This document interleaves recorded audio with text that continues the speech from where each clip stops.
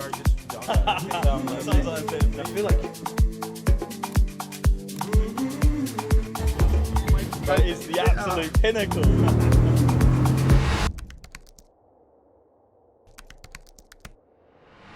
Good morning. So you're probably watching this because you want to see what it's like to live in the life of a young multimillionaire, right? The real life. Not some dick measuring competition like most of these videos are. You know, let's book some bougie shit and show everyone how rich we are. That's not real life, that's lame. What I'm going to show you is what life is actually like. Because the truth is, if you've got any kind of money, you want to keep that money, you want to keep earning money. And so you've got employees to think about, you've got clients to think about, you've got a business to run. I'm addicted to this shit. You don't just start and get addicted and then stop when you earn some cash. You run and you work on that business day in, day out, and that's what I'm going to show you over the next few days. I haven't got any plans for this video, I'm just going to let the camera roll and you can see what I'm actually doing, the authentic experience. Maybe it'll be entertaining, maybe it won't. Who cares, it's real life, right? So I'm on the beach right now, I just went for a quick run. It's hot as hell. I'm in Cape Town, South Africa. I'll explain why shortly, but I'm from the UK. My name is Platten. I made my first million at 25. I'm now 29, working towards my 10th. And I'm talking cash, not revenue like most. So yeah, get back to the car and then we'll get started with the day.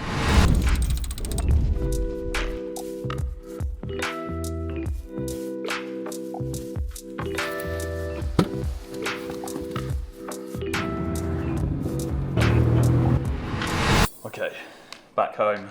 First things first, supplements. First thing in the morning, with breakfast, lunch, evening. I started working with a health optimization coach, literally just peak performance, getting my brain on point.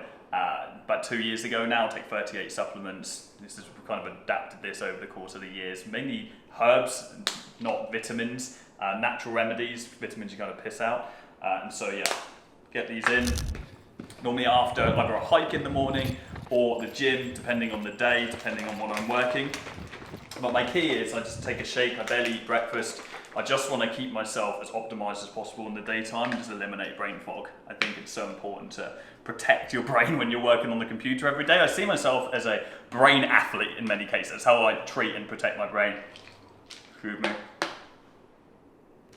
What happened now? Attempt 2. Nothing worse than a clumpy shake. Okay, let's do it. Quick apartment tour. So this is a city apartment, call it a penthouse I suppose, it's an Airbnb. I'm here for 6 weeks, actually moving to another place on the coast in a few days time. It's beautiful, I love just like the airy environment. I love being in the city centre, contrasting live back at home in the UK. It's pure countryside and I'm out in the sticks, about half an hour outside of the city. So this is a very contrasting life for me, which I wanted to see. So this is where I work, you can see behind me, I've got a desk. It's a very bright space and I think that's exactly what I wanted to gain from coming to South Africa. We've got places I can chill, I can come sit here and just like read in the afternoon or in the evenings sometimes. And now we've got the evening sun, the benefit of being out here.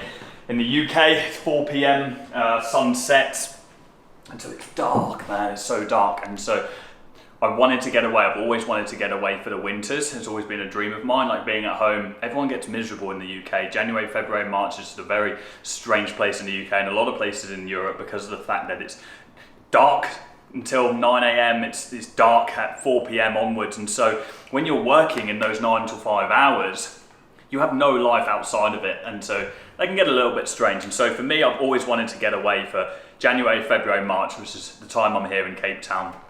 Did it the same again last year, and it's strange because I've always seen other people doing it, and I've always had the financial. I say always, probably for the last 4 or 5 years, I've had the financial means to be able to do so.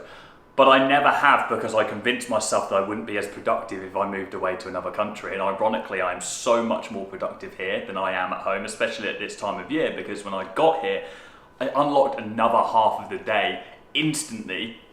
Because it's dark at 4 p.m. in the UK, and so I can sit here and I can grind out. I normally probably work about 8 hours whilst I'm here in the daytime. Some of you might be shocked at that. Like I still work long hours because I want to, out of choice, not necessity. Just because you've made a few million with your business doesn't mean that you can just come away from it and not work at all.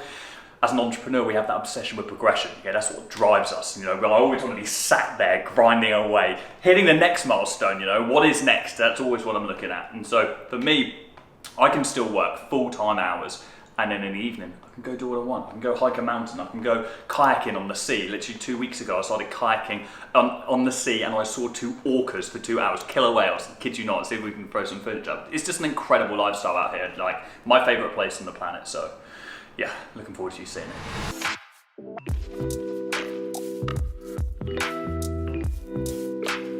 Work block 1 done. I say work blocks, I always try and work in blocks of 90 minutes. You're meant to be the most efficient that way, but definitely doesn't always work that way. I'll be frank with you guys. Normally I just sit at the desk and just bosh out as much work as I can and just be as focused as I can for as long as I can till my brain starts procrastinating, and then I'll take like a 10-minute break, I'll have a coffee, or sometimes go for a walk or something. But for now, it's a good opportunity to talk to you guys because so many of you have been asking for this updated day in the life.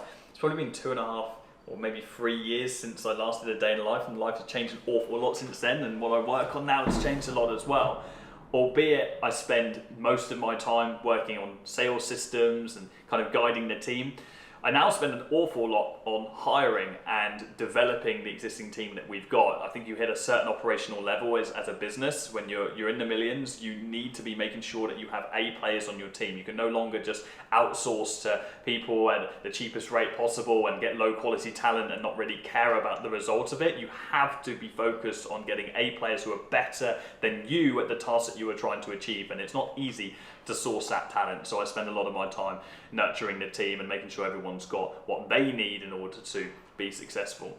And that's in both companies. So I own a marketing agency, and I also own an education business where I help other marketing agencies launch, build and scale. I have a business partner in the marketing agency who takes the majority of the workload, really runs the day-to-day operations of the business, and then that allows me just to be focused on the things that I want to be focused on, so sales systems and visionary stuff and kind of leading the direction of the company. You're actually going to meet him. He's coming out to Cape Town in a couple of days. It's his 30th.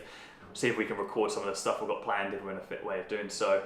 But yeah, that's what life's looking like now. A lot of sales systems, a lot of hiring, a lot of visionary stuff, but it's the stuff I enjoy the most. So let's get back into it, and then I think we're going to go for some lunch in about an hour from now.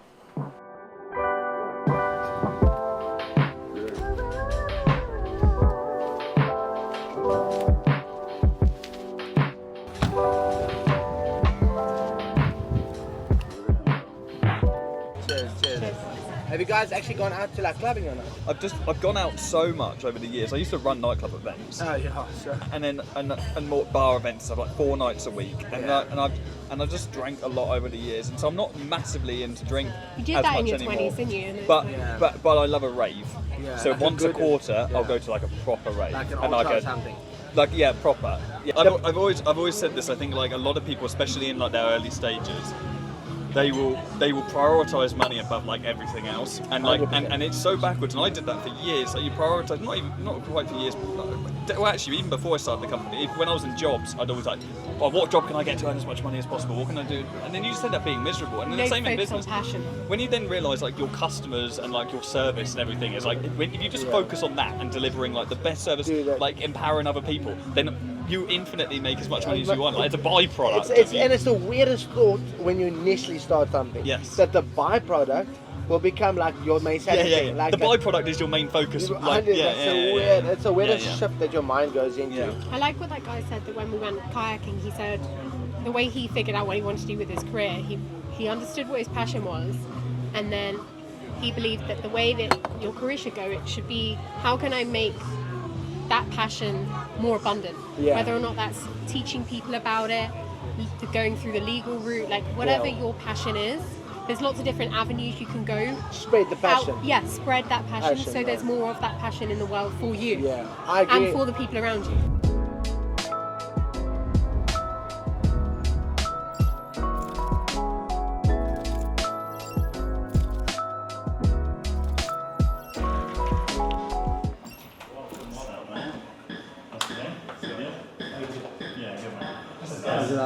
I'm Zander, nice to meet you.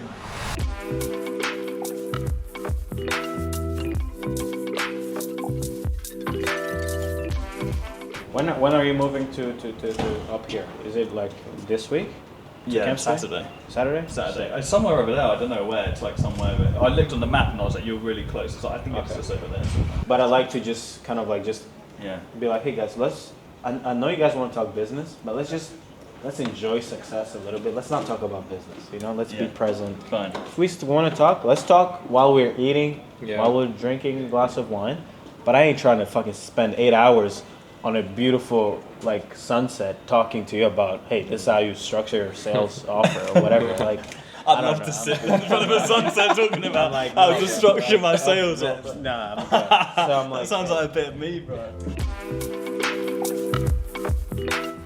how did you get started in the agency space? Zoom back, I got kicked out of university. I was studying architecture. I was running like a nightclub events business, and I just wasn't attending, and so I was just going out all the time.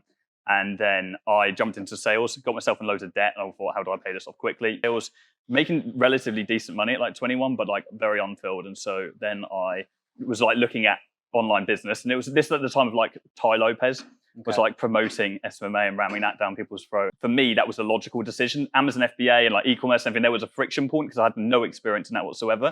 But an agency is just a sales business. So it just made sense for me to jump into that. It was logical.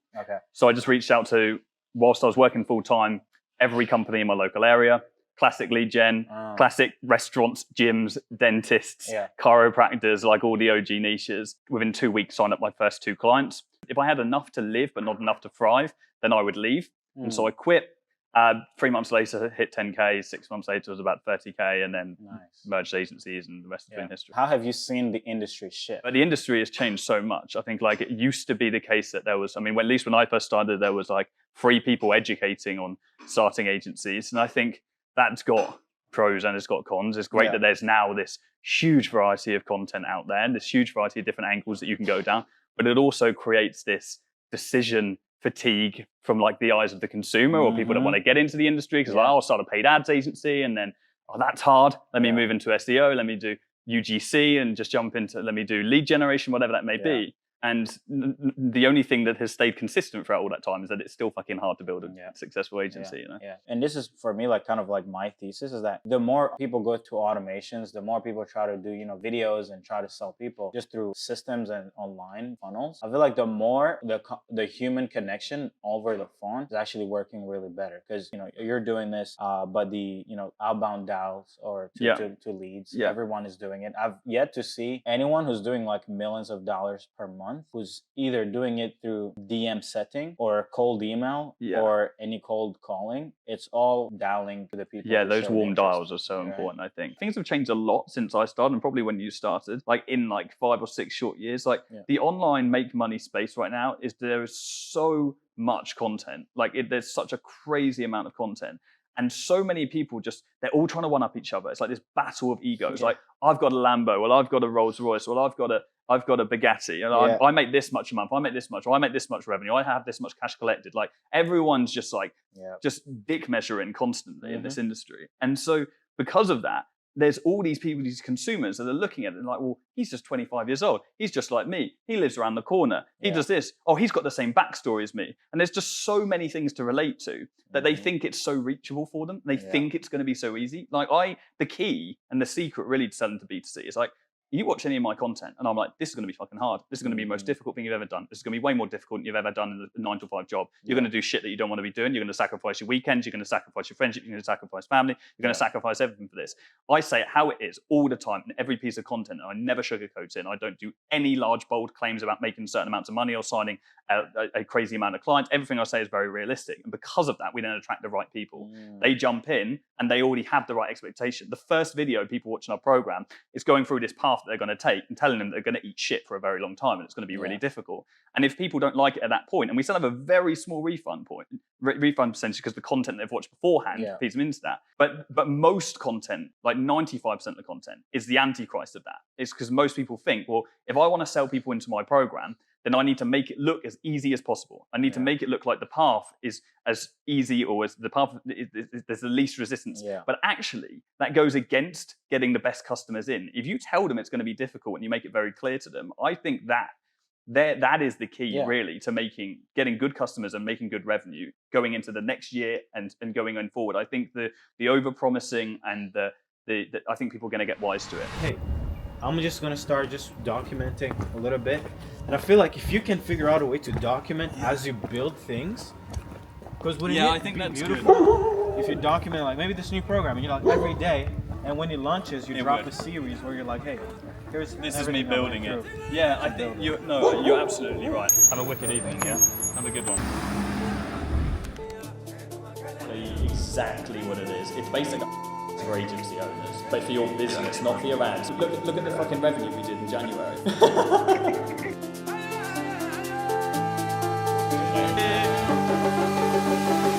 These moments. It's what we fucking live for.